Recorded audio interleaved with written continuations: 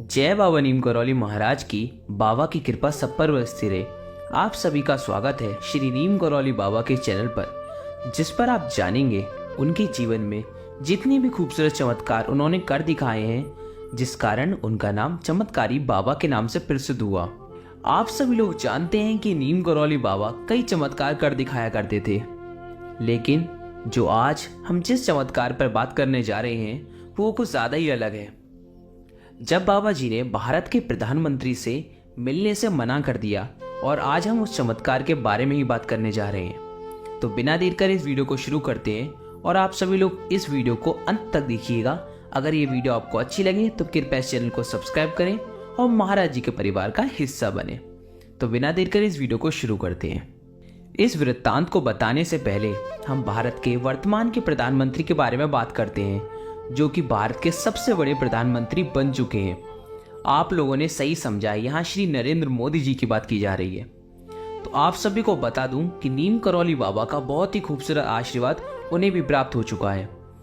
नरेंद्र मोदी, जो कि इस सदी के सबसे महान प्रधानमंत्रियों में से एक है, जिस चमत्कार ने उनको चाय वाले से लेकर इस भारत के राजा बनने तक पहुंचा दिया, और एक चमत्कार उनके जीवन को बहुत ही ऊंचाइयों पर ले गया। ये सारी बात शुरू होती है उस दिन से जिस दिन नरेंद्र मोदी जी की पत्नी नीम करौली बाबा की कैंची धाम आई, और उसी दिन से उनकी किस्मत बदल गई। उन्होंने वहां जाकर कुछ नहीं, केवल इतना ही मांगा था कि मेरे पति को भारत का प्रधानमंत्री बना दिया जाए, और महाराज जी ने उनकी बात सुन ली और वह आज भी भारत के सबसे बड़े प्रधानमंत्री बन चुके हैं।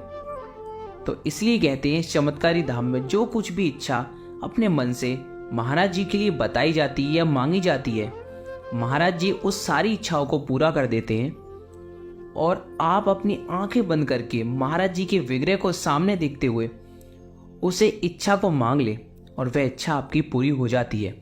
अगर कोई भी भक्त महाराज जी से कुछ भी बिना मांगे महाराज जी के दर्शन करता है, तो महाराज जी उसके लिए जो कुछ भी सही है मंदिर से निकलने से पहले उसको दे देते हैं। तो इस प्रकार महाराज जी किसी भी भक्त को रंग से राजा बना देते हैं। नीम करौली बाबा की अलौकिक शक्तियां पूरे देश में ही नहीं बल्कि विश्व में इतनी अधिक प्रकाशित हैं कि उनका नाम किसी से भी अनजान न रह गया। पंडित गोविंद वल्लभ पंत, डॉक्टर संपूर्ण आनंद, राष्ट्रपति देवगिरी, उपराष्ट्रपति गोपाल स्वरूप पाठक, राज्यपाल व केंद्र मंत्री रहे मुंशी जुगल किशोर बिरला, महाकवि सुमित्रा नंदन पंत और देश के पहले प्रधानमंत्री पंडित जवाहरलाल नेहरू जैसी बड़ी बड़ी हस्तियां भी बाबा नीम करौली के दर्शन के लिए आती रहती थी और व्याकुल रहती थी। जैसे नीम करौली महाराज एक स्थान से दूसरे स्थान घुमा फिरा करते थे, वैसे ही ये बात उस दिन की है जिस दिन पंडित जवाहरलाल नेहरू भारत के प्रधानमंत्री सन 1960 में पश्चिम बंगाल की यात्रा पर गए हुए थे, और यात्रा खत्म होते ही अंतिम चरण पर कोलकाता हवाई अड्डे पर पहुंचे, जहां से उन्हें आसाम के लिए प्रस्थान करना था। कोलकाता हवाई अड्डे पर उनकी आधिकारिक प्रेस कॉन्फ्रेंस का आयोजन किया गया। पंडित नेहरू का आगमन हुआ और पूरा कक्ष पत्रकारों से खचाखच भर गया। प्रश्न उत्तर कार्यक्रम चल ही रहा था, तभी हवाई अड्डे पर एक हवाई जहाज उतरा, और इस हवाई जहाज को देखकर पत्रकारों में चर्चा प्रारंभ हो गई, और धीरे धीरे पंडित नेहरू के पत्रकार वार्ता कक्ष से पीछे पत्रकारों का सरकना शुरू हो गया, और थोड़ी देर में पूरी कक्ष खाली हो गया। पंडित नेहरू को बहुत ही आश्चर्य हुआ कि आने वाले हवाई जहाज में ऐसा कौन व्यक्ति है जिसके लिए भारत के प्रधानमंत्री को छोड़कर लोग बाहर चले गए। तब उन्हें पता चला आने वाले हवाई जहाज से जो व्यक्ति उतर रहे थे वो कोई और नहीं, हमारे श्री सतगुरुदेव हनुमान स्वरूप बाबा श्री नीम करौली महाराज थे। उन्होंने अपने पीए से पूछा, भाई ये कौन व्यक्ति हैं जिसके लिए प्रधानमंत्री की खचाखच प्रेस कॉन्फ्रेंस के सारे मीडिया वाले मुझे छोड़कर उन गुरुदेव के पास चले गए? वह कौन गुरुदेव है, उनके बारे में मुझे कुछ बताइए जरा। तो उनके पीए ने बताया, यह हनुमान स्वरूप श्री नीम करौली बाबा हैं, जिनके बचपन में ही उन्हें 8 सिद्धियां और 9 निधियों की शक्तियां प्राप्त हो गई थी, जिस कारण वह मरे हुए व्यक्ति को भी जिंदा कर देते थे।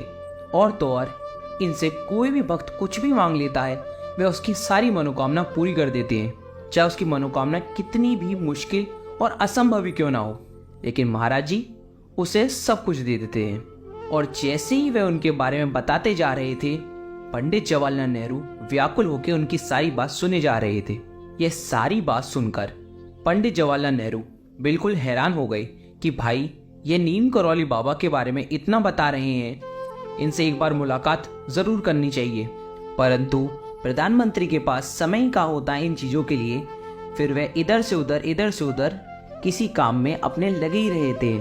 और 1962 में जिस दिन भारत और चीन का युद्ध शुरू हुआ, वह चलता रहा। जैसे ही वह अपने अंतिम समय पर आने को हुआ युद्ध, हमारे प्रधानमंत्री बड़े परेशान हो गए और वह सीधे भगे नीम करौली बाबा के कैंची धाम में पहुंचे।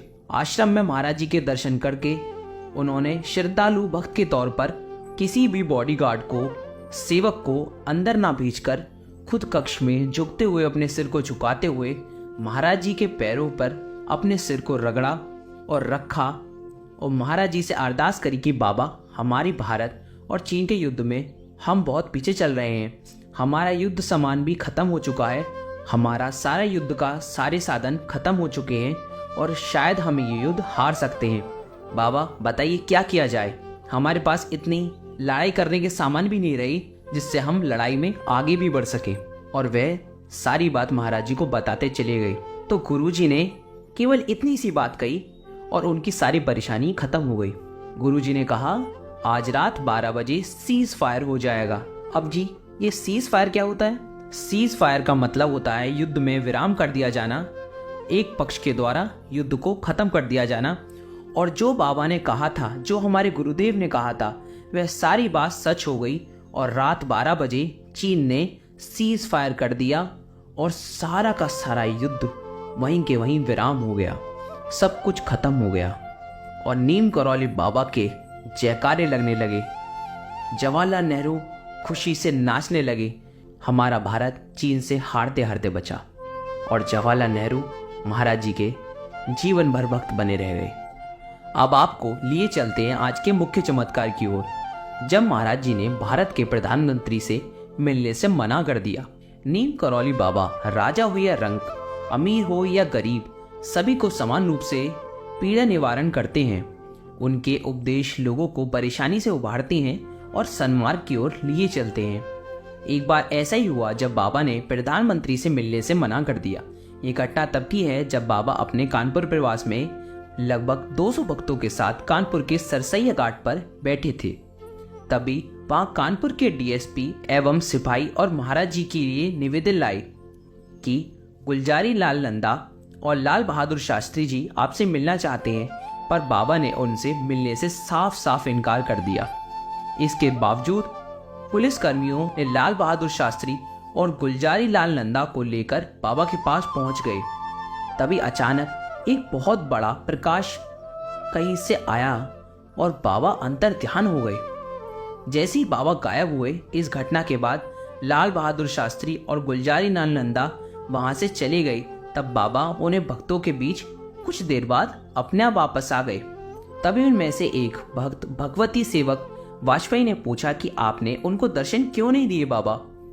तो बाबा ने कहा, जब मैं किसी खास और आम व्यक्तियों में अंतर नहीं करता तो उन्हें भी मेरे पास खास व्यक्ति बनकर नहीं आना चाहिए था। अगर वह सीधे सीधे मेरे से मिलने आते तो मैं उनसे मिल लेता, लेकिन उन्होंने अपने और मेरे बीच में पुलिस की दीवार खड़ी कर दी, इसलिए मैं उनसे मिलना नहीं चाहता था। तो बाबा के जो विचार थे वो केवल इतने ही थे, अगर कोई भक्त भगवान और अपने बीच में किसी तीसरे को ले आता है तो उसकी अरदास भगवान भी लेने से इनकार कर देते हैं। तो इसका मतलब आप भगवान के सामने साक्षात सारी बात कहिए, अपने मन से कहिए, तो भगवान आपकी सारी बात पूरी कर देते हैं। इसी प्रकार नीम करौली बाबा के बीच में एक पुलिसकर्मी वाली दीवार जो खड़ी हो रही थी, इसलिए नीम करौली बाबा ने उनसे मिलने से साफ इनकार कर दिया और जबरदस्ती करने के बावजूद एक प्रकाश की शक्ति यानी एक इतना बड़ा उजाला, इतना बड़ा प्रकाश आया कि इतनी सुंदर रोशनी के साथ नीम करौली बाबा वहां से गायब हो गए थे। और ऐसी चमत्कार हमारे महाराज जी, हमारे हनुमान बाबा करके दिखाते रहते थे और जो कि हम सभी भक्तों के जीवन में आज भी होते रहते हैं। तो आज की वीडियो में बस इतना ही। अगर आपको ये वीडियो अच्छी लगी तो कृपया चैनल को सब्सक्राइब करें, जिससे आपको महाराज जी की और भी वीडियो मिल सके। तो फिर मिलते हैं किसी और नए किस्से के साथ। जब तक के लिए जय बाबा नीम करौली महाराज की। बाबा की कृपा सब पर बरसती रहे।